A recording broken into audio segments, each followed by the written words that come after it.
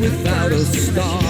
Through these first few slides to remind you what we talked about in the last lesson. But these folks came to our shores around 1500. We're huddled close. Okay, so 1500. We are now in 2020, so you can do math on the side. Do 2020 minus 1500. And I'll tell you about how long ago the first Europeans came to our shores in America. So we discussed the timeline and that we're about right here. Now we talked about Ferdinand and Isabella of Spain being the king and queen that hired Christopher Columbus to find a shorter route to India. And he thought by sailing, or they thought by sailing straight out to the west, they would come around the globe and come to India in a much shorter route. But Columbus got blown off course, and he ended up bumping into new lands, the Caribbean islands, which we call the West Indies now. And so after Columbus did that, that famous little expedition, he went back and reported that he found the new lands. And after that, other explorers came along. And so now we're about to meet some of those new explorers. And there are several. And you're going to need to get their names and the date that they arrived in our land. So make sure your notebook is ready and your pencil is ready, and remember to write down anything you see in purple for notes. So eventually, just to give you a heads up, we will, after discussing the Spanish, you'll see in the green the French are going to come, and then in red the British. So we will be getting to those explorers as well. But here are our Spanish explorers, and there are more, but we're going to just go with these right here. Our first one is going to be Alonso Alvarez de Pineda, and I hope I'm pronouncing that correctly. He came in 1519, so just about 18 years after Columbus did. And then just right on his heels, right behind him, came Olivier Núñez Cabeza de Vaca, and I hope I'm saying that one right, in 1528. And then this gentleman right here, he's probably the most famous of all of them, Hernando de Soto. Several places in Alabama are named for him because he did a great deal of exploring throughout Alabama, and especially up in the northern part of Alabama. And with the city of Tuscaloosa is named for the Indian chief that this man conquered. And we're going to find out the interesting way that he conquered him. It's not like with weapons like you would think. And then our last one will be Tristan de Luna. And we are going to go ahead and jump into Alonso Alvarez de Pineda in 1519. And here is his story. And each one of these explorers has an interesting story. We're not just memorizing names and dates. These guys had interesting stories. So let's starting with his, and you can start writing down the note in purple while I'm teaching it to you. He became the first European to visit the native Indians of Alabama. He sailed straight up. He went beyond Columbus. He sailed straight up into Mobile Bay and then up the Alabama River in 1519. So he came in right in our bay, and then went up the river a little bit. The ships were small back then. You're going to see, I'm going to show you the replica of Columbus's ships. They came here to visit. They're quite small. So his ship was able to go up the river for a little ways. And he actually interacted with our Native American Indians. His goal was to try to see if there was another sea passage through our new land to Asia. They were still trying to make that route of Columbus's work. If there was some way they could still sail through and get to India quicker. And this adventurer was able to say, no, there isn't a path. You can't cut through this new land. It's too vast. He didn't know everything that was out there, but he did know there was no passageway to get through. And so he actually tried to map the Gulf Coast region where we live. He went around the edges and he tried to map it as best he could. But he was the first to interact with our Native American Indians here in Alabama. So that's why he's important to Alabama history. All right, we can stop this if you still need to copy that, or we can keep going. All right, our next explorer is going to be, we're going to say de Vaca. It's Cabeza de Vaca in 1528. He has an interesting story, very interesting story. He actually got stranded, and he was not the actual explorer. He was not. He just went along as part of the crew, but he ended up having a story to tell when he got back. So he was along the expedition with another explorer named Narvaez, and I don't know if I'm saying that right, but the expedition started out with 600 men and plenty of supplies. But as we know, hurricanes happen in our area.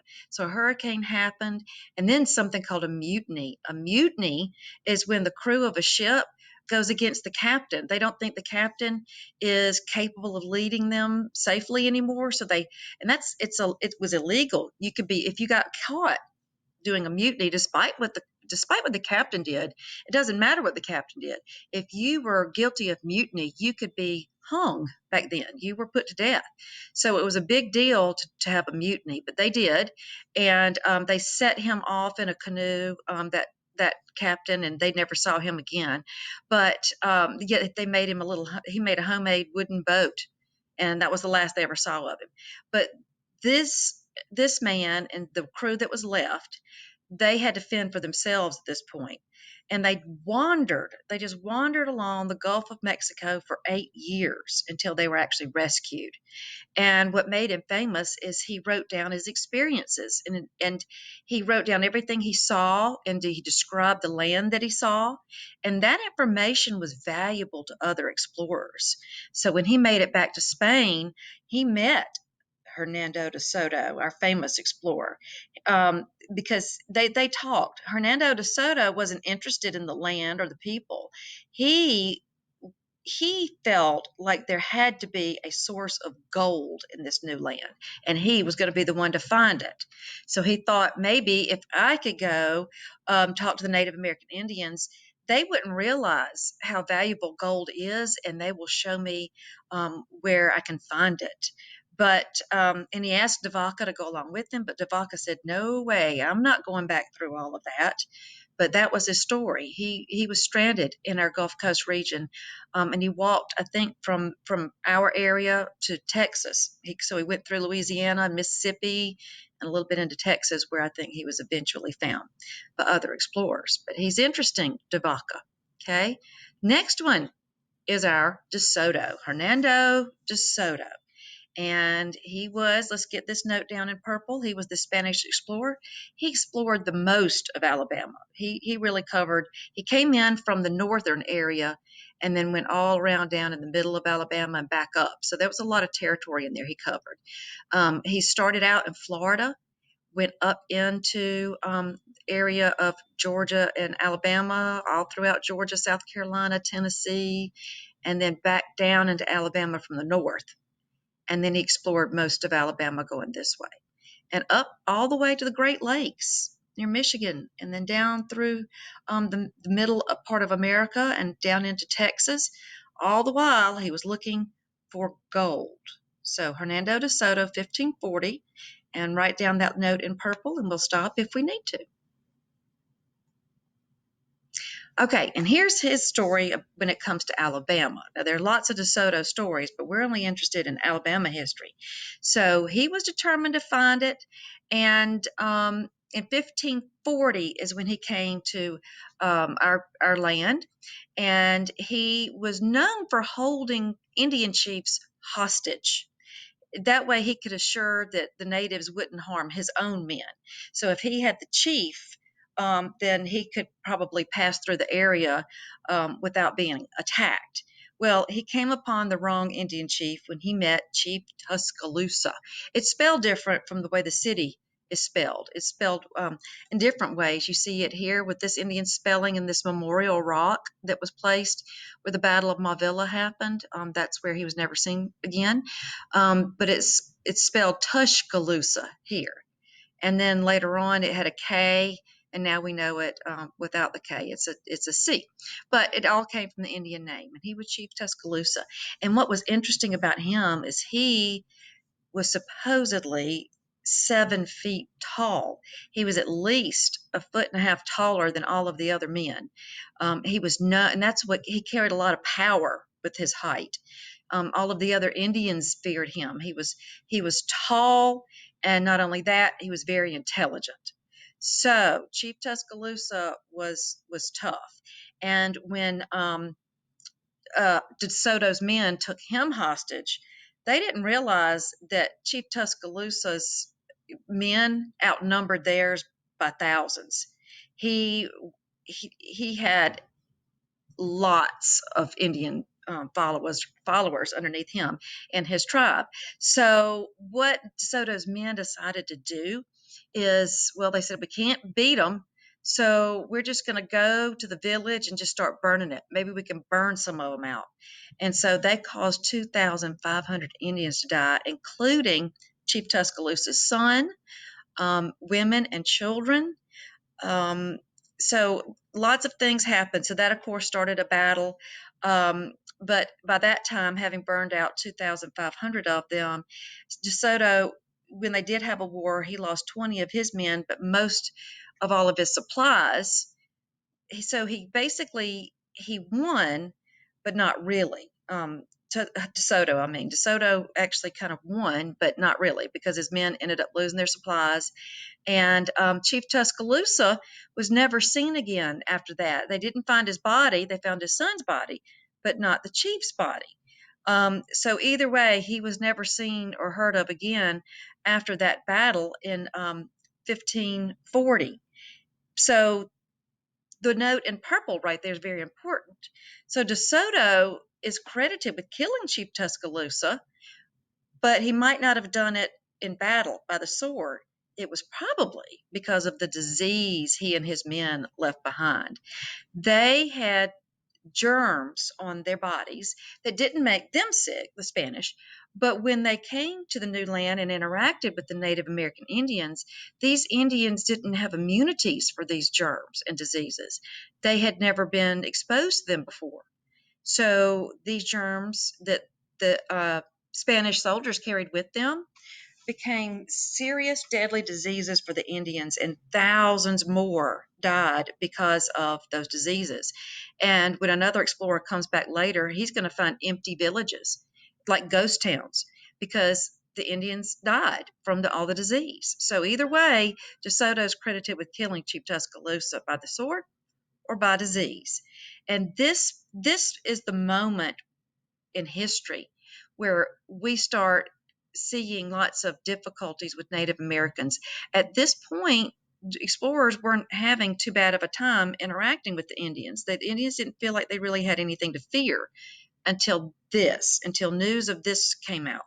Now the Indians were on the defensive. They felt like, and Indians all the way from our area up to New York, Indians were up there, all the way to Texas, Native American Indians were there, and word got out that these European people, these white men, were dangerous. And so from then on, fear happened between the two. So that's the beginning of those conflicts. For 300 years, we battled with the Native Americans because of this. So get that note down, and we'll stop if we need to. Here's some more about DeSoto. This is a beautiful, I bet you, if you haven't been up that way, I bet you didn't know Alabama had places that were this beautiful before. But this is called DeSoto Falls, and it's the tallest and most visited waterfall in Alabama, and it's named for him. It's 107 feet down from the top to the bottom, and it's at the state park on Lookout Mountain, and I've got a little marker right here on the map. If you go up to Montgomery, then to Birmingham, and then on over this way, like you're going to go into Georgia or Tennessee, you will come to DeSoto Falls, and you will see that beautiful natural park in Alabama. And we talked in the last, in the Welcome to Alabama presentation about the beautiful landscapes that are in Alabama. And here you can see the Rocky Mountain territory. It doesn't look anything like what we have down here because we're on the coastal plain where it's flat. But if you go up to northern Alabama, you're going to see the land change, and it's beautiful. And this is going to be our next explorer, Tristan de Luna. This is I think our last one. In 1559, about 20 years after DeSoto, Tristan de Luna arrived in Alabama to set up a port for Spanish ships. once again, a hurricane blew and his ships were destroyed. So lots of hurricanes happened. But before he gave up, he did explore the southern half of Alabama and Mississippi. He was looking for supplies because he lost a lot of his supplies with that hurricane. So he was hoping the Native Americans help him out. But like I mentioned earlier, he went to all of these villages and they were like ghost towns. There was no one there because he didn't realize that all those diseases from the Spanish soldiers had wiped out these villages. So after many unsuccessful attempts to find supplies, he just did the best he could to get back home. And it took him a few years to regroup and get some things, but then he came back and established his port in Pensacola. He didn't settle it here, but he did settle it in Pensacola. So he's important to our region, though. So write down Tristan da Luna, 1559, and get this note in purple, and we will be through with today's presentation.